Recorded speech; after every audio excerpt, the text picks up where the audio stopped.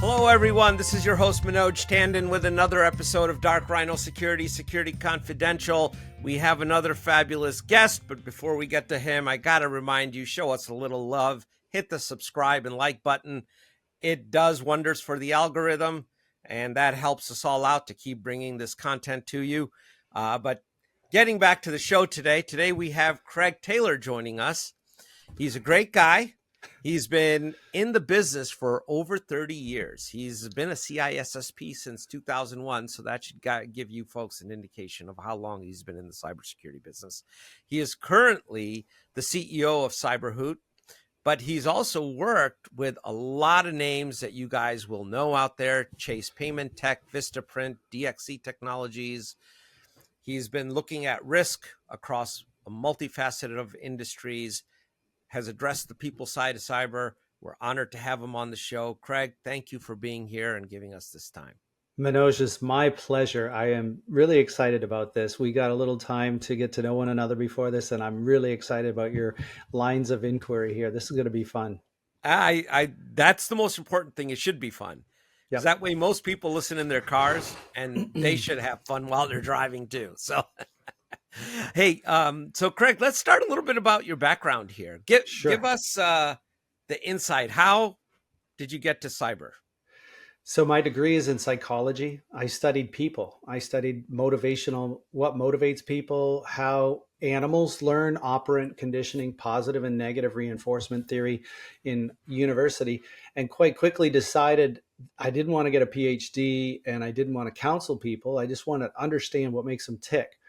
But since I was a young boy, I worked on an Apple IIe computer. I loved the early internet. I volunteered and then worked at the computer labs of the university back in the early 90s. And there was this new thing called the internet that had email on it. And you could type messages to one another. And people were like, how do you do that? And WordPerfect, all that good stuff. Suffice it to say, I have a love of teaching. I was once enrolled in Teachers College. And right out of college, I decided I can't go do a PhD. I need a job. And on Net News Protocol, there was where you could post jobs. I found a job in a firewall vendor early, maybe 1994, and went to work for them. But I didn't know the internet protocols, and I bought every O'Reilly book I could. I had a stack probably this thick. There was the CRAB on SMTP, that's Simple Mail Transfer Protocol, and then there was, NNTP for network. That was Network News Time Protocol, but NTP, Network Time Protocol. There was all these different books, and I started my cybersecurity journey, and I was pretty good at it. I understood the early internet. I ran through a couple of companies and started to build my resume, and in 1999, I started at CSC, which then became DXC in 2015, I guess it was. Okay. Well, to make a long story short, I worked in their web hosting division before AWS, was exposed to all kinds of security program development, got my CISSP, and started my career for 25 years in cybersecurity. Wow. And about 10 years ago, I founded CyberHoot, my personal company that I co-founded with some other folks from CSC. But it was a beautiful marriage of my psychology background and my desire to teach and my cyber literacy skills, my cybersecurity skills. We combined them all to make a platform that makes cyber literacy fun and gamified. I was going to ask, so what exactly does CyberHoot do then? It teaches people cyber literacy, plain and simple. So if you want to learn how to operate a computer today, you might have computer literacy skills, but you probably haven't been taught cyber literacy. If you're listening to this, you may or may not agree with that. It is a set of skill sets that gives you confidence in your email inbox, whether personal or professional, to say, I know when I get a phish, I know how to tell it's a phish, and I can delete it, move on with my day with confidence. I don't have to worry about it and have anxiety and fear and doubt and forward messages to my IT department asking, is this a phish? Is this a problem? What do I do here? It means knowing that if you haven't adopted a password manager, you're automatically reusing passwords everywhere you go. Because the human mind can't memorize 400 passwords. Like I have four to 500 accounts. And so adopting a password manager is one of the key skill sets. Password hygiene is really the underlying skill you have to have. And that includes multi-factor passkeys. Now are replacing some of the usernames and passwords on the internet. If you hear that, you should adopt it if it's available. Those kinds of skills. We teach all of that, and we do it in a way, quite frankly, that is automated, gets a metric for every employee to take a phishing test. It is hyper realistic. So we use typo squatted domain names that are more realistic than what you can get in most of the tools on the internet, because they have to send their emails over the internet over SMTP or email, and they cannot impersonate the vendors that they're sending a fake email message to see if you'll click. We can get into that a little more if you want, Manoj, but that's negative reinforcement, punishing bad behaviors and clicks. Yep. We use positive to reward good behaviors, like looking for that type of squatted domain name, looking at the urgency and emotionality, inspecting the links so you don't click before you know what you're doing. That's what we do in a nutshell. Well, that's fantastic. And, and you're absolutely right. Negative reinforcement. In fact, where we have seen companies adopt negative reinforcement and penalties, we have seen their cybersecurity programs not be effective because people really don't want to participate with it, because no one wants to lose their job. Right. 3 strikes, you're out. Some banks follow that. And I get it. Banks have zero tolerance for risk. I worked at one, but it doesn't work. It doesn't teach people the skills. In fact, University of Zurich, Switzerland in 2020 studied 14,000 people over 20 months that got phishing, fake email phish testing, the negative reinforcement, the reduce the bad behavior of clicking. Yep. And they concluded, surprisingly, they say in their conclusions, surprisingly, we find that the individuals that went through this training program with the fake email phishing actually clicked on more real world phishing links, not less, after the study concluded. It was not effective. It won't be. And this notion of zero tolerance goes to perfection. And I don't understand how humans as imperfect creatures can expect perfection. To me, it's just a flawed. And the reality of it is that if any one of us really wants into the Bank of Zurich and doesn't care about the legal penalties involved, we're going to get in. Yeah. You're not going to stop it. You can put up a $10 billion system. You're not going to stop it because your attack surface is so large. You are guaranteed with 100% certainty to have flaws. By the way, argue with me on this if you think. No, I don't disagree. The FBI has that perfect quote for this situation. There are 2 kinds of companies, Manoj. Those that know they've been breached and those that don't know they've been breached. You're spot on. You're spot on. Because I hear that, especially we're in the world of SMB, and they're like, well, if I just put this technology in, then I'm safe. And I'm like, oh my God, no, no. That's right. There's no magic bullet. There is no magic bullet. There's absolutely no magic bullet. But you bring up a point about people. Yes. Right. And I think that's probably the most underutilized cybersecurity asset in an organization are the people. Because absolutely. And at least, and this is in our limited experience, what we see is that they're never told the why behind changes in behavior. Therefore, they don't adopt those behaviors. Yeah. And if they understand the why and it becomes tangible to them, you'll find people are usually reasonable. They will then try and adopt those behaviors. But if you just become a mandate-driven organization that thou shall not go to Starbucks and connect to the free Wi-Fi, well, guess what? Ain't going to work because your salespeople are on the road all the time. They are. Yep. They're going to be on free Wi-Fi. That's exactly right, Manoj. If you explain the why, people adopt the reasoning behind it and then they abide by it because they understand the risks. I use an analogy quite often with our Hootfish phishing simulator, the one that sends you an assignment. It's not a no notice. It sends you an assignment. It says, Manoj, it's time for you to take your phishing simulator. We send you a link. You go to this website where you go through an email and you choose safe or unsafe or suspicious indicators for the sender, the subject, the greeting, spelling, punctuation, and grammar, emotionality, urgency, a fear of missing out. That's one category. Links to external websites, attachments. And we think of those things as pieces of the phishing puzzle.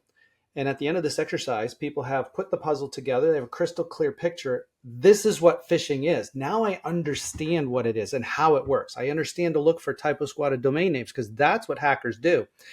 And we find time and time again, MSPs, MSSPs tell us, hey, you know what? After adopting CyberHoot, we find there are fewer emails to us of people in a panic, like unsure. They can't click. They're not supposed to click, but they don't think they should, but they're not convinced that they can't or shouldn't. And they're just very anxious and fearful about this email. They've sweated it out for 10 to 15 minutes. Then they send it to support or to the ISP or the MSP or the MSSP saying, is this a phish? Is this a problem? Or should I do it?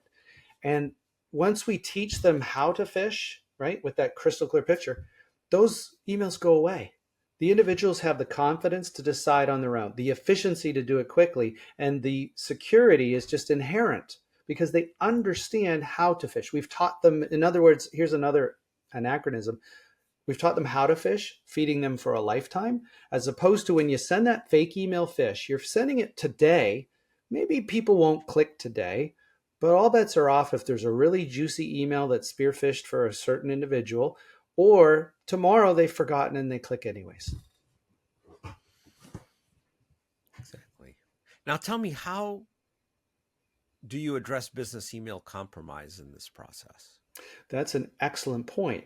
Business email compromise is where someone you trust, someone that you've communicated with in the past, has sent you an email. It might be out of the ordinary, like you might never get invoices from that person, but they send you an invoice today.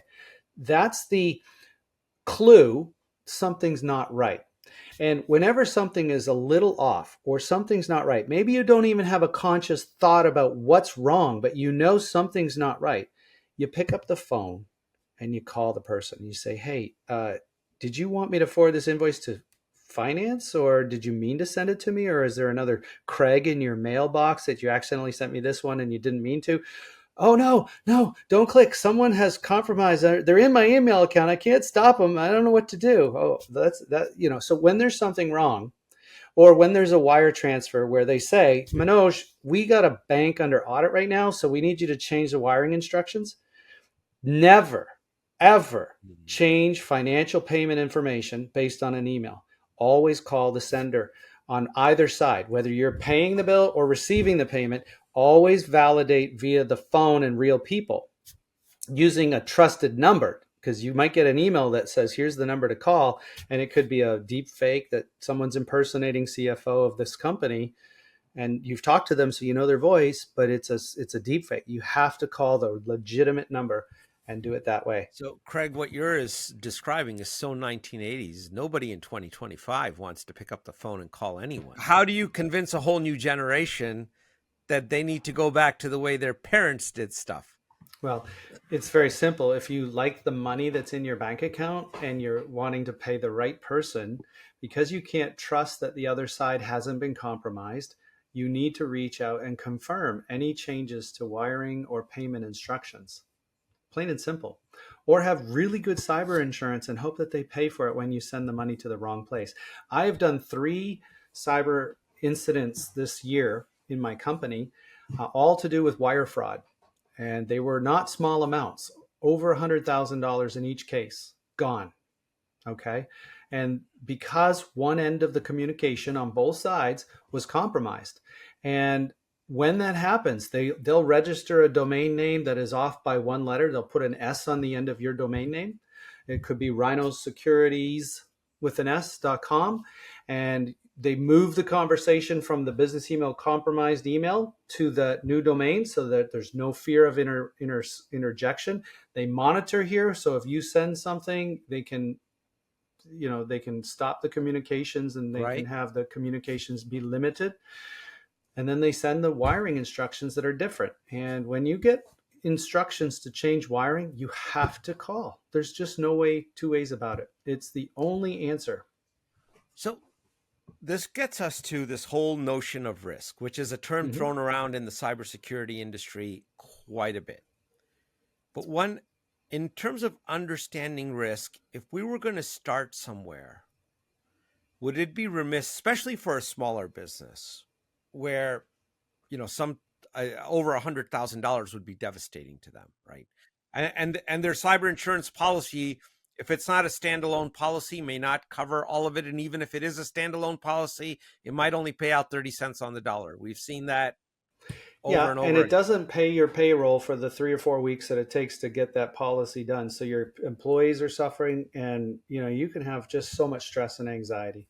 The best choice is to avoid it if you can help it.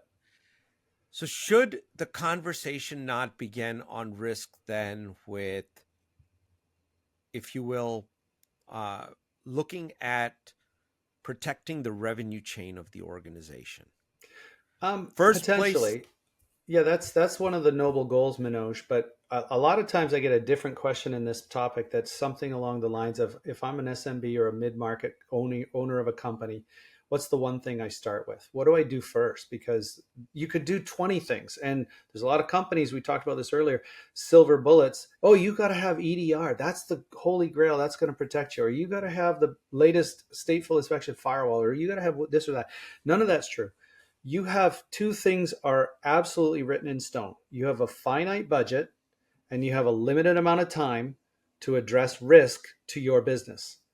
And what do you do to figure out what risks are most important to address first? Is a risk assessment of some kind. It can be a very simple one for small businesses that don't have any maturity, that ask questions like, do you train your employees on cyber things? Do you govern them with policies, a password policy? Do you test them with phishing simulations that teach them how to phish? Do you have a technology stack that matters, that meets your needs? Do you back up your data and keep a version offline? Do you have cyber insurance? All of those things are what goes into a risk assessment, even at the basic level with 20 questions or less. If you're a more mature company, you do 110 under NIST 800 171 or the CSF framework, or if you're in defense, you got to do CMMC today. That's a whole nother topic. But that allows you to create a risk registry of here's 25, 35, 45 risks. And then you rank order them. Probability of occurrence, impact if it happened. And this is one that's not in NIST, but I always add it in our risk assessments at CyberHoot, is the materiality to our business. I've had 20 customers ask me if we do this, and it's not on the NIST's framework. It's not on CSF. It's third-party risk management. It's way down the probabilities and priorities list, but everyone wants to know if we do it. So that materiality bubbles it up to the top 10. That's where you start focusing your time and energy, and you work your way down with a virtual And that is CISO the or something. point behind the revenue chain thing, is the Yes. materiality is what we're really getting to, right? Because a lot of these things may not even be material. As an example, you might have 110 employees, maybe 80 of them are warehouse workers. Right. They never touch an email address or a computer. Yeah. Or if they do, it's very limited, and maybe you don't have all the security in the world on those warehouse operations, but you really don't need it either. So you're like, segment it off, let it go, and we address that risk by accepting what is there. But if they go down, we just have to re-image the machines. It's like a 10-minute inconvenience, right? Versus if they get into our core logistics planning systems, we're down, right? So materiality is very, very important. I think a lot of people really fail to address it. I've seen where people are, someone's advised them, get your MSP or MSSP or your virtual CISO or CISO, as the case may be, to tell you, map out how many of the elements of the MITRE attack framework you're going to cover. Okay, I'm not kidding you, Craig. I mean, you're laughing, but I'm not kidding you. I'm trying to understand what you just said with the MITRE attack frame elements, and I'm like, oh my gosh, I'd have to go to my O'Reilly book on that to just remember what all those things are. But yes, right. I mean, you'd have to. I mean, it's an exercise. Yes, and it's not necessary, because a lot of those elements, depending on the industry you're in, may not even be material to you. Most of the ransomware operators in your sector are not using those mechanisms. So materiality, I love that word. I'm going to steal it from you. Please. Yeah. That is the right place to begin. And often it is left out of conversations. Yep. Yeah, exactly. And it comes from experience. You understood it before I even mentioned it, Manoj, but we have experience doing this and we know the practical. I'm a big believer in minimum essential and practical cybersecurity, especially when we look at the mid market and lower. When I worked at the bank, they had zero tolerance for risk. So if there was any risk, they opened their checkbook and they wrote a check to eliminate it. But small to medium sized businesses, first of all, the owner has five hats. He's got production and he's got sales and he's got marketing, he's got payroll and he's got human resources all in his Right. head. And you could have, it's one harm paper hanger is just too many things to worry about. So you have to simplify. You have to focus in on the most critical, most impactful, most likely risks that they're going to face. And truthfully, just as Ben Franklin said 250 years ago about fire prevention, an ounce of prevention is worth a pound of cure. Doing simple, easy things before an incident will help you survive potential attacks, maybe not even have an incident, or recover from that incident better through your backups and through your incident management process and through your cyber insurance and those sorts of things. Exactly. That's very, very good advice. And I hope those folks listening actually take you up on it and really look at it from a practical way. It's not about a magical bullet with a technology or a magical element in a process. You really have to look at and assess risk holistically and materially to what's important to your business that keeps it alive and differentiated. Right, right, Manoj. But my business owner head and voice in my head says, "But Manoj, isn't that too expensive? I can't find a CISO to hire full time in my company. Truthfully, the a good CISO with 20 years experience is 300K a year, a Yeah. really good one, and this is not a non-starter for most businesses. But did you know fractional virtual CISOs? It's like a doctor or a lawyer. You don't have a doctor or a lawyer on staff at your small to medium sized business. You don't have a CISO on staff. You only buy little pieces of them to do the risk assessment, to do the risk registry, to do the remediation plan. And the remediation is done usually across three people or three groups: the IT company or the IT team, the HR company or the people doing the governance of the employees, and maybe the CISO does a little bit of the work too, writing the policies that are then sent for employees to sign off on. But it's very attainable. We do it at CyberHoot. Our smallest is $750, $800 a month for 3 hours of support, and that's plenty for some of the companies we support.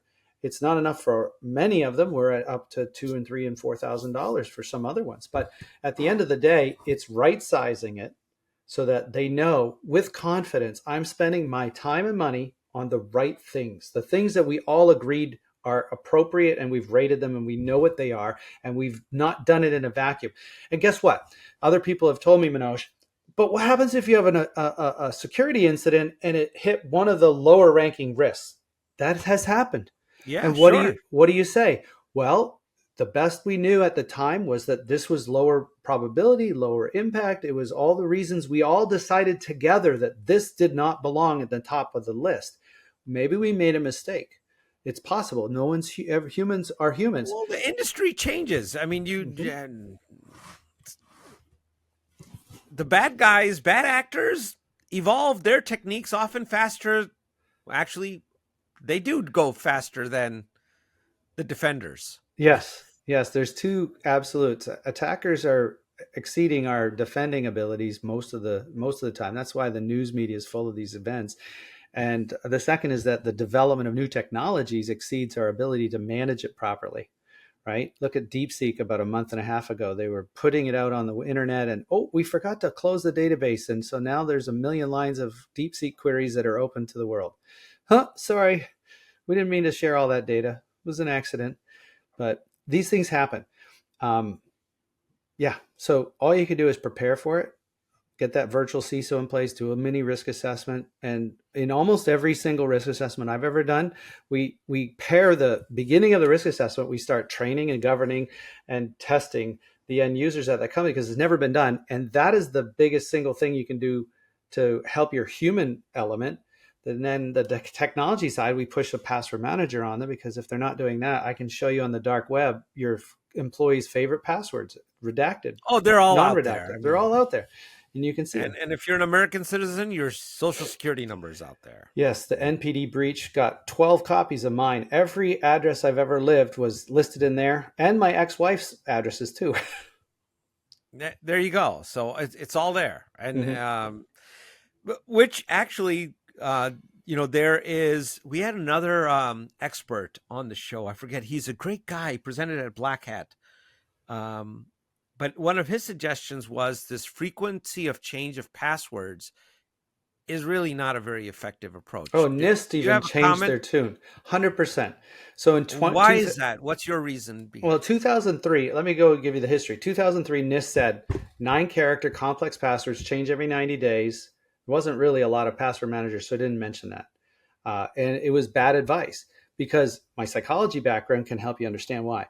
People cheat. If you tell me to change my password every 90 days and I've got 20 passwords that aren't in a password manager, I can't cope. So what do? It's February. So I'm going to put FEB on the end of my old password. It's March. I'm going to put MAR or whatever. It could be 2002 and 2004. We see it when we look at the redacted passwords, partially redacted passwords. You see people's mnemonics. It's a prefix or a suffix, or the domain I'm going to. It's .yahoo or .google or .this.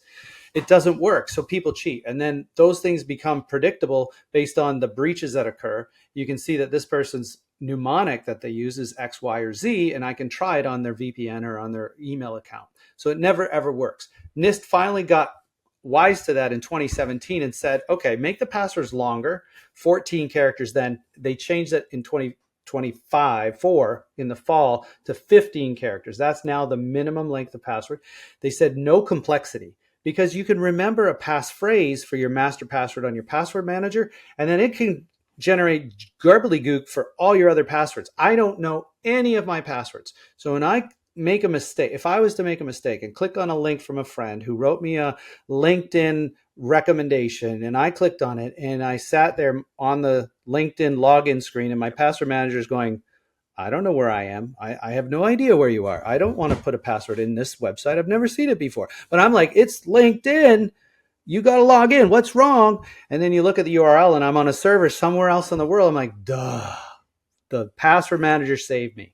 Okay, cool. I like that. That's the latest and greatest is 15 characters, non-complexity. Don't expire them unless there's an issue, because when you expire them, that encourages people to cheat and add their personal preferenced prefix or suffix to their passwords. It's all about psychology, believe it or not, going back to my degree. I believe it completely. It's just refreshing to hear it from somebody else. We Because see eye to eye, don't we? yeah, there is a huge element of. I know even in our company we change these passwords, and it irritates me to hell and back. Mm-hmm. And I am certain that the people are doing exactly what you're saying. Mm-hmm. Only now we've increased the length, but that gets back to the change in length. Is that directly proportional to the change in compute power that's been made available to decrypt some of these simpler? Yes, yes. And I mean, if you want a harbinger of doom, so quantum computing will be able to break 15 character passwords in a heartbeat, because it tries every possible computation all at once. That said, they're looking at post quantum computing encryption now. There's been a contest in the US government for many years, and they're settling in on 2 or 3 replacements for AES encryption, which at this point is as secure as you can get, 256-bit encryption. That said, 15 characters is sufficient today until, but it's sufficient from a password only perspective. You need to combine it with a multi-factor, not SMS. The FBI said most of our wireless networks are completely compromised by all kinds of foreign nationals. So use Absolutely. Signal, which was in the news today, right? Which was in the news yesterday and the day Signal, before, right? Signal, use WhatsApp, use these properly encrypted ones. It's those are really good security. But I will tell you this: there's companies out there that cryptographically sign their code. For example, Carbon Black had an issue where I think years and years ago they signed code for the publication and use, and if the only way to compromise that technology was to go and steal the key, and that's what hackers ended up doing. They broke into the network and they stole the encryption key, the private key, that unlocked the software that could sign the software so that it could be installed on Windows machines, etc. And then they were able to reverse engineer and publish code that someone would think is legitimate, and it wasn't, because no real authority signed it, but the key that they possessed was able to sign it in a very strategic, targeted attack. That's an example of something along those lines happening. Non-repudiation of that key, or revocation of key revocation, is one of the keys of the standard cryptography protocol. That's why, Telegram would have no way of reversing or stopping the revocation or revoking the keys that are used to communicate through encryption, most likely because they didn't follow the conventions of modern cryptography. I would suggest, and I don't know personally, so don't quote me on this, but I would suggest that Signal and WhatsApp have revocation built into their tools because it follows the cryptography standards. That's a great example. And it's an example of nothing is 100%. Oh, and you're absolutely right. So I say this about password managers. There's no software ever written was perfect. So there's likely to be a 0-day or a critical vulnerability in different password managers. However, when you're choosing a password manager, go to the page where they publish their third-party reviews, architectural reviews, software pen test, application and architectural pen test, third-party reviews. Go to what? There's some out there that have dozens and dozens of these assessments and audits of their code, their architecture, and their development. And those are the ones that I would trust more than ones that don't publish how they secure the code and how they, get third-party reviews and assessments of their tools. There's a big dichotomy there in the industry. There's about a dozen to 2 dozen password managers out there. Make sure you get one that does that. Good point. And people, and if they're going to be totally lazy, your Android and iPhone have a password manager built in on them now too. I mean, well, Apple does a pretty decent job with things. They do, but you work on a computer that's not an Apple. Some of us do. I'm on a Windows computer sometimes, and it doesn't synchronize. So then I have to look at my phone, and then if I'm typing in a 20-character complex, you're going to make a mistake. I'm going to make a mistake. So I like ones that synchronize. I think there's 2 camps there. Some people want a completely offline, USB stick like this. That's going to run and hold my passwords. So whenever I go, I stick that in and I can have access to them, and it's not on the cloud. And there's others that like the convenience of synchronization to their mobile phone and their new mobile phone and their old mobile phone and their workstation and their laptop at home. I'm not going to tell you I'm going to say that the most secure way is that USB stick, a YubiKey or something along those lines, as a second factor as well. But you have to have, it's all practical security, right? Risk tolerance. I have someone that swore by writing it down in a book that she locked in her safe every night. I'm like, that'll work until you're not at home and you need to do a bank transaction. You don't have your password store, right? It's very inconvenient. So yes, cybersecurity experts say the lesser of all evils is a password manager properly protected with a strong master password, multi-factor authentication. And here's a tip for all you out there. If you have all those things in place, God forbid anyone should die, but there's also next of kin access you can grant. I've set that up for my wife so that if I were to pass away after a certain amount of time, she can gain access to my password manager to unlock my financials and the world that I've created with protections and multi-factor and all this stuff everywhere. It's also an important thing that often gets forgotten. Oh, often you're just being polite. It's always forgotten. Yes. And it has really serious consequences because you get into... especially those folks who are trading in Bitcoin or other cryptocurrencies, you can kiss that goodbye. You cannot get at it if you have no legacy access to that information. Exactly right. That money is gone forever. It's gone. Manoj, I would like to share my latest incident I handled. And I want to share it with people out there. And it's not the one that you might think of. I got this text today. I got an SMS text that said I hadn't paid my tolls. It's not that. That's happening everywhere in the world. And the DOTs and the government have said, don't pay any attention to the SMS toll payment, penalty stuff. It's coming across everybody's phone. That's not what I'm talking about.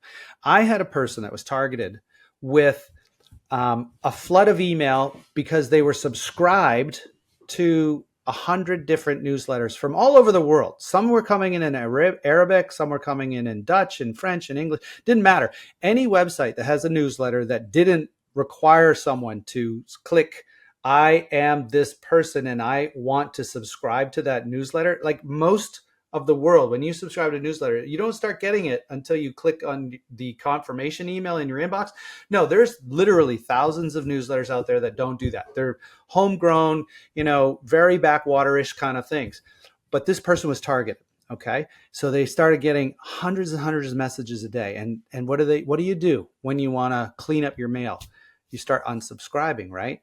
No, you don't. For everyone out there listening, mark it spam. If you did not ask for the newsletter and they didn't confirm your email before you start getting it, it does not deserve a good domain ranking. So mark it spam. You'll never get another message from that domain, and the domain will get a negative repercussion on their deliverability scores, which ultimately puts them to spam for everyone.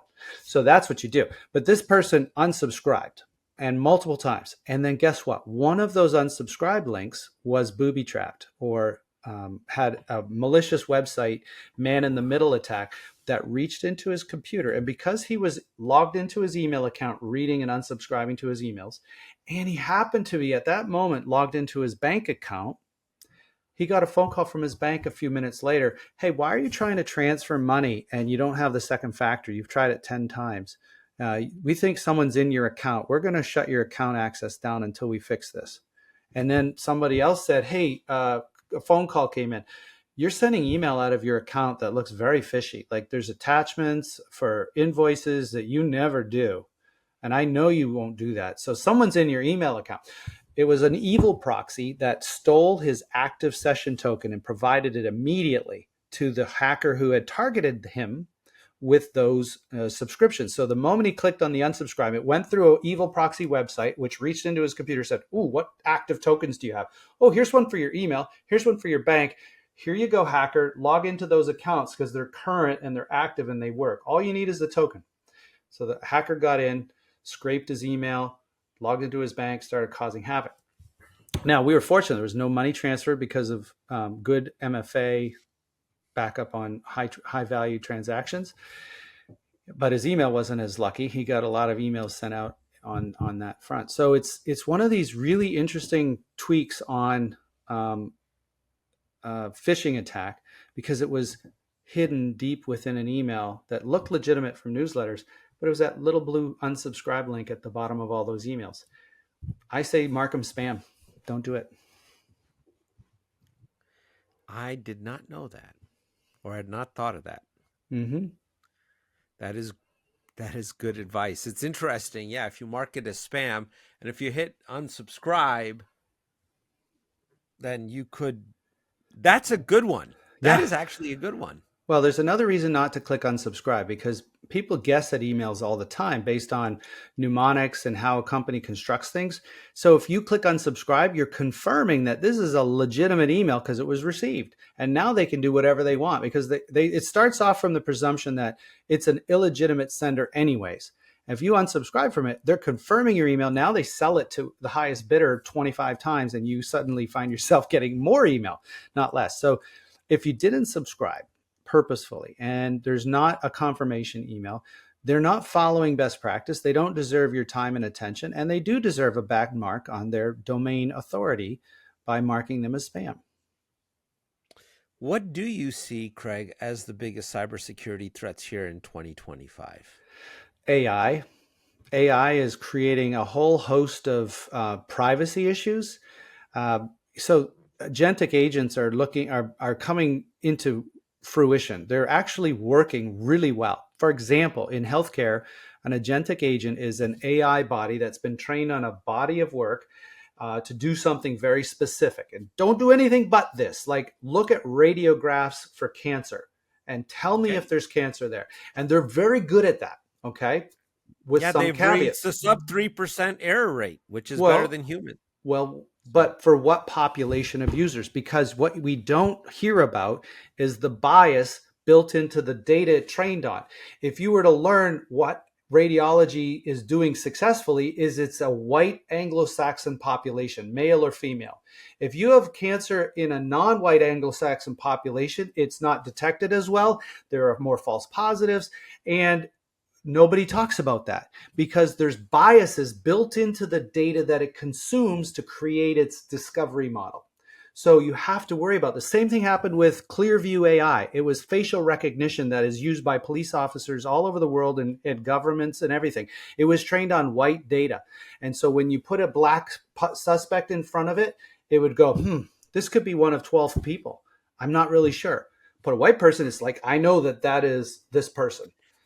There are biases built into AI. Now, was that done? Do you think, Craig, that was done intentionally, or that was just an error with the data sets that they had? That's all they had access to. Well, it's an error with data sets, no doubt. I'm not saying anything was designed to be malicious on purpose, but there are biases based on the source data you train AI with. So that's one thing. Privacy issues is another.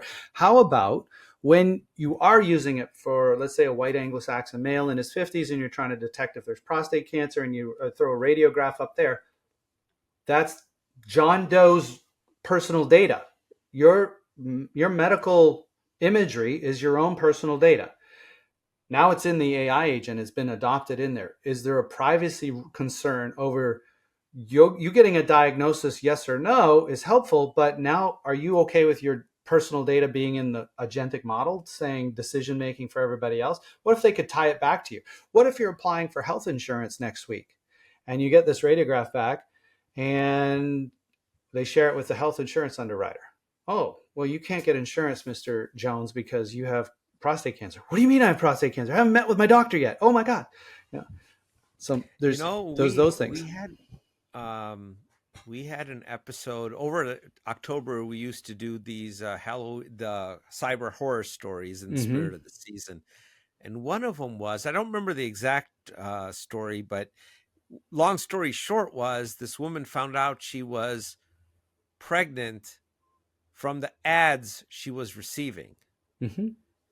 And the systems had gathered together enough clues that very likely this woman is pregnant, but she found out from the ads, and when she got tested, she was in fact pregnant. Yes, and that happens. And there's a story I tell of a family whose daughter started receiving Pampers coupons because the AI or the, I don't want to say Facebook, but whatever social media she was on had determined she was pregnant and started selling that data to third parties. And Procter & Gamble picked up and said, yeah, let's send her coupons for Pampers because she's going to need them soon. The parents got the flyers. They're like, what's going on? Why are we suddenly getting Pampers coupons for our daughter? Because you're going to be grandparents. Yeah. Sorry. Yeah. No, that's the sort of thing that happens. But AI has 1,000 other potential risks in the future. Deep fakes, they're recording our children with 5 seconds of their voice and image on the social media, on TikTok or what have you. And then they're calling grandpa or grandma, and it sounds exactly like the child, the grandson. And the grandson will say, I'm in jail. I need to get bailed out. Or I've been abducted and they're going to cut my finger off if you don't bring $10,000. It's happened to my family, to be truthful. Oh, my Lord. And so what you have to do in these cases is have a safe word for your family. Make sure it's nothing that is in the common vernacular. You can make something up if you want, but have a safe word that only your family knows. And if you're on a phone call that sounds like your grandson and they say, okay, grandson, I believe you. What's our safe word, our family safe word? And they won't know it because it's never been recorded anywhere, right? It's just told to you. And then you know you're being hacked or you're being socially engineered.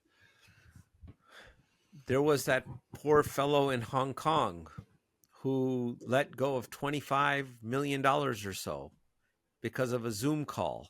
And they were all deep fakes on that Zoom call. Yeah, I do know there's been a few of those cases, but those are the harbingers of what's to come. AI is getting more powerful and more real-time and less distinguishable from reality. Right? It used to be when you had a computer generated voice, you could always tell. Now it's indistinguishable on a voice perspective. If you watched American Idol, emotional inflections that it's not good at, though. Yes. They haven't figured. there's a suspicion. That means you should pick up the phone call your friend who's saying that you need to send money in a different place, and you could call them like we talked about earlier. You're absolutely right. Yeah. Again, you got to, people don't want to pick up the phone and talk to anybody, especially my kids' generation. Let's They're say like, you, they want to, text, or they want, that's even yesteryear anymore, right? I yeah. mean, they want quick communication and they want to be done with it. Picking up the phone, Hmm. oh my God, Hmm. that's, Well, the phone's not being picked up; it's already in their hand, right? They're already on social media. Just yeah, but pause and dial a couple of numbers. It's easy. oh boy. If, are you looking at, when you look at your company, CyberHoot, are you going to be expanding into doing training on business processes and securing them as well with the underlying if tech assets, if you will? So if you're an e-commerce platform, uh, here are the basics. These are the things you should do. If you're using Microsoft 365, these are basic configuration changes you should make so that someone can't compromise your system and forward your emails and then delete it, so you never even knew that it got compromised to begin with.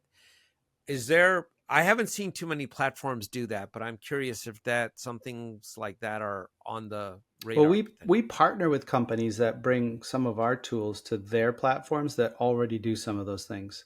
Um, and so hardening O365, we partner with a company that can set the current latest and greatest. The problem with us trying to do it, Manoj, is that Microsoft changes it all the time.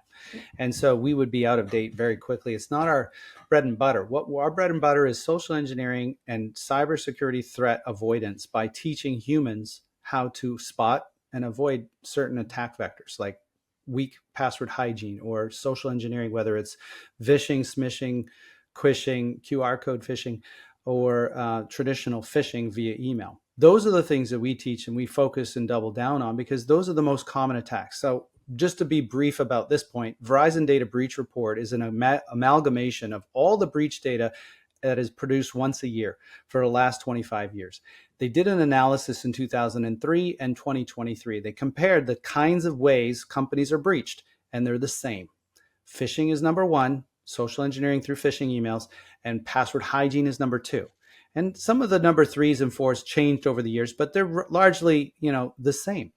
And the prevention measures are the same: awareness training of your human beings and phishing simulations to teach them, but not so much the negative reinforcement, the tamping down of clicking, but the positive reinforcement, the why you have to look at these things in an email so you understand it and you can therefore do it every day.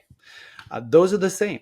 So while AI is coming about, it's only going to impact the same attack methods as before with better phishing that's more believable. You're still going to have to really understand typo squatting because they're going to be able to do that even better. And the same preventive measures will matter. This are going to remain in essence the same. Craig, on that note, we're pretty much at the hour here. I think we've gone a little over, but we do want to give you a minute to go ahead and plug anything that you'd like whatever you'd like to inform our audience about. Sure. Please. So we at CyberHoot are trying to educate 1 billion people with a B, and we give away CyberHoot's foundational 6 videos and a positive reinforcement Hoot Phish for free to anyone that wants to register at cyberhoot.com/individuals. And we give that away on purpose because A, there's a lot of individuals out there that would never get trained otherwise. But B, if you go through this and you say, oh my gosh, I learned something, and in particular, I'm a little more confident in my email now, spotting and avoiding phishing, maybe you'll bring us into your company. So that would be a great thank you back for us giving it away. That's where I would start.